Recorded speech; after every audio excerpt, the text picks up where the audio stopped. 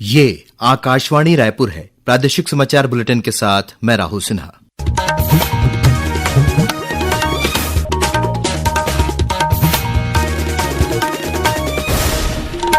और अब पेश है आज के मुख्य समाचार। प्रधानमंत्री नरेंद्र मोदी 11 अक्टूबर को प्रधानमंत्री धन धान्य कृषि योजना और दलहन क्षेत्र में आत्मनिर्भरता मिशन का शुभारंभ करेंगे। मुख्यमंत्री विष्णुदेव साय आज रायपुर में सुजलाम भारत जल संरक्षण और जल संवर्धन कार्यशाला में शामिल हुए।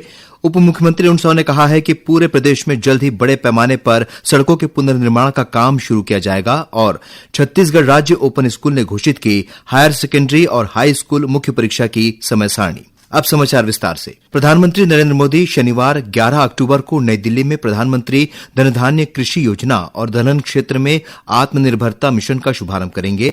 नई दिल्ली में आज मीडिया से बातचीत करते हुए केंद्रीय कृषि और किसान कल्याण मंत्री शिवराज सिंह चौहान ने कहा कि देश गेहूं और चावल उत्पादन में आत्मनिर्भर है, अब देश दलहन उत्पादन में भी आत्मनिर्भर बनेगा।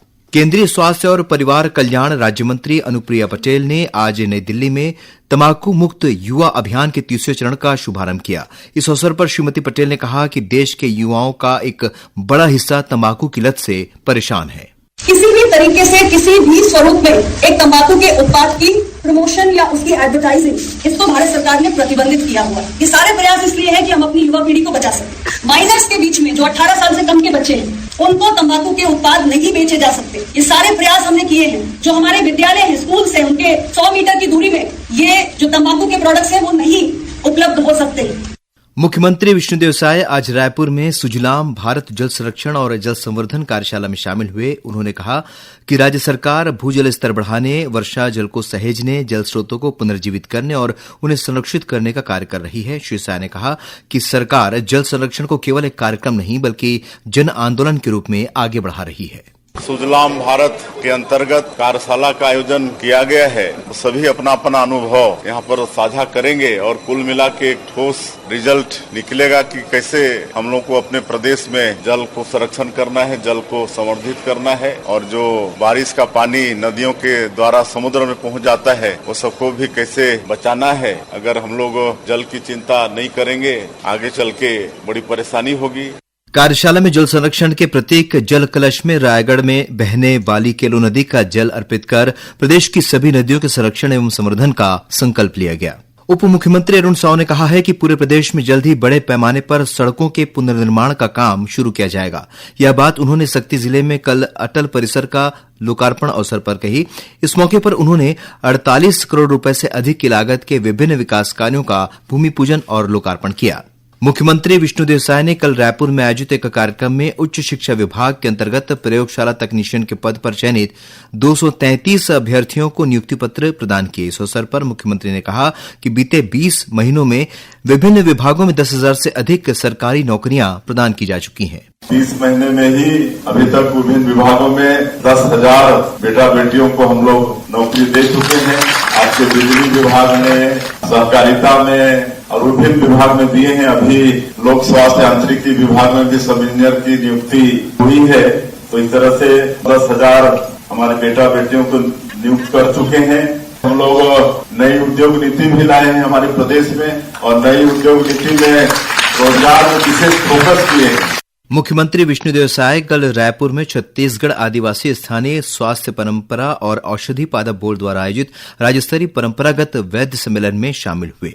कार्यक्रम को संबोधित करते हुए मुख्यमंत्री ने कहा कि राज्य सरकार सभी पंजीकृत वैद्यों को प्रशिक्षण देकर उन्हें पंजीयन प्रमाण पत्र प्रदान करेगी। भारत में लगभग 60 से 70 हजार वैद्य हैं, जिनमें से लगभग 1500 छत्तीसगढ़ में सक्रिय हैं। कार्यक्रम में मुख्यमंत्री ने 25 वैद्यों को कच्ची औषधीय पिसाई मशीनें प्रदान की।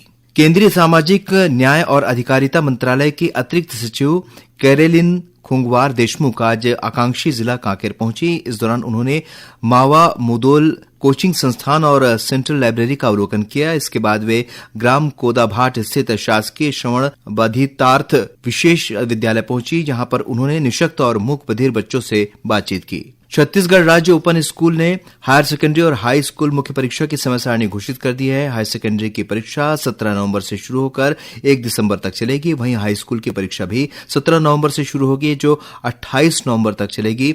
विद्यार्थी परीक्षा संबंधी जानकारी के लिए राज्य ओपन स्कूल की वेबसाइट का अवलोकन कर सकते हैं। प्रादेशिक समाचार आप आकाशवाणी रायपुर से सुन रहे हैं।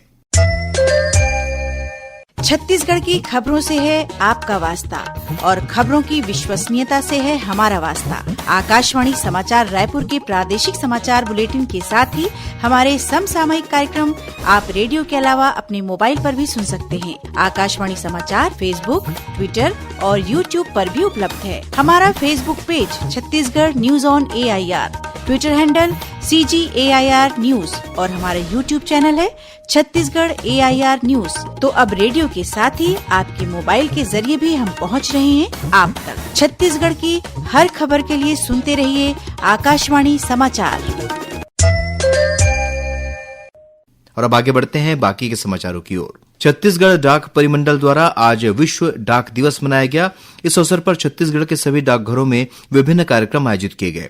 इस मौके पर post for people local service global reach के तहत रैली निकाली गई। साथ ही एक पेड़ मां के नाम अभियान के तहत पौधारोपण किया गया। इसके अलावा संभागों में पोस्टाथन का आयोजन किया गया। रायपुर में पत्रकारों से चर्चा करते हुए छत्तीसगढ़ डाक परिमंडल में निदेशक डाक सेवाएं दिनेश कुमार मिस्त्री ने कहा कि राष्ट्रीय डाक सप्ताह के तहत आज विश्व डाक दिवस मनाया जा रहा है। डाक विभाग की जितनी भी सेवाएं हैं, जो इम्पोर्टेंट सेवाएं हैं, चाहे बचत की सेवाएं, इंश्योरेंस की सेवाएं, मेल पार्सल की सेवाएं, कस्टमर सेंट्रिक सर्विसेज की सेवाएं, पासपोर्ट सेवाएं, आधार सेवाएं, इन सभी के बारे में हम जागरूक कर रहे हैं पूरी जनता को। और यह भी बताया जा रहा है कि डाक विभाग जो है दिन प्रतिदिन आधुनिकतम होता जा रहा है और यहाँ की जो सेवा है बहुत ही मॉडर्न फैसिलिटी के साथ अब आ रही है।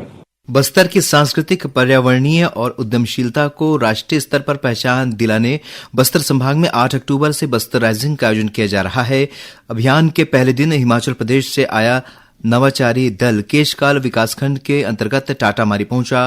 दल के सदस्यों ने पुरातात्विक महत्व के स्थान गोबरहिन के प्राचीन शिवलिंग का अवलोकन किया और 6वीं शताब्दी के गढ़धनोरा के इतिहास के बारे में जाना। इसके बाद उनकी टीम होनहेड़ जलप्रपात भी गई। बस्तर राइजिंग अभियान के तहत बस्तर की प्रेरक कहानियां, नवाचार और सांस्कृतिक विरासत को प्रदर्शित किया जाएगा।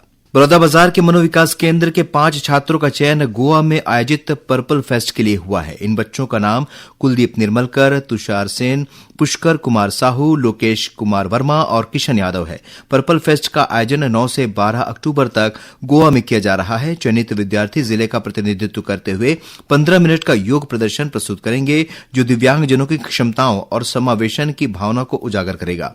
इस आयोजन में हिस्सा लेने से पहले बच्चों ने आज जिला कलेक्टर दीपक सोनी से मुलाकात की। कलेक्टर ने छात्रों का फेस्ट के लिए चयन होने पर इसे जिले के लिए बड़ी उपलब्धि बताते हुए उन्हें शुभकामनाएं दी। प्रदेश कांग्रेस द्वारा जिला कांग्रेस कमेटी के नए अध्यक्ष के लिए संगठन सृजन छत्तीसगढ़ अभियान प्रदेश भर में चलाया जा रहा है।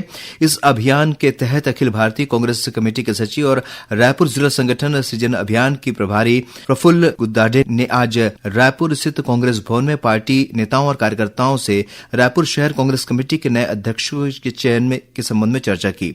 बाद में पत्रकारों से चर्चा करते हुए श्री गुद्दाडे ने कहा कि 6 नामों का एक पैनल तैयार किया जाएगा, जिसे अखिल भारतीय कांग्रेस कमेटी को 20 अक्टूबर तक भेजा जाएगा।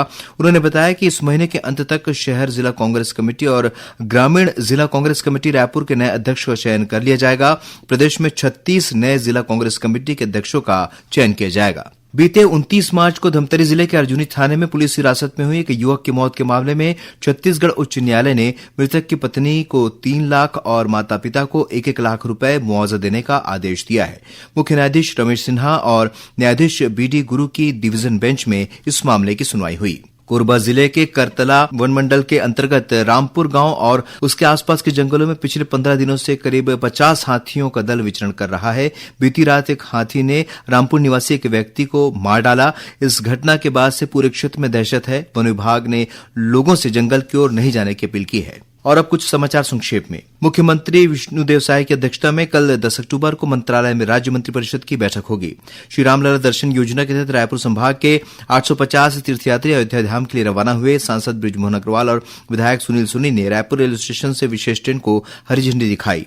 स्वस्थ नारी सशक्त परिवार अभियान के तहत सरगुजा जिले में 2612 गर्भवती महिलाओं की जांच की गई और 13वीं राष्ट्रीय गतका चैंपियनशिप का आयोजन कल से भिलाई में किया जाएगा। 12 अक्टूबर तक चलने वाली इस प्रतियोगिता में देश के सभी राज्यों के करीब 500 खिलाड़ी हिस्सा लेंगे। अंत में मुख्य समाचार एक बार फिर। प्रधानमंत्री नरेंद्र मोदी 11 अक्टूबर को प्रधानमंत्री धनधान्य कृषि योजना और दलहन क्षेत्र में आत्मनिर्भरता मिशन का शुभारंभ करेंगे।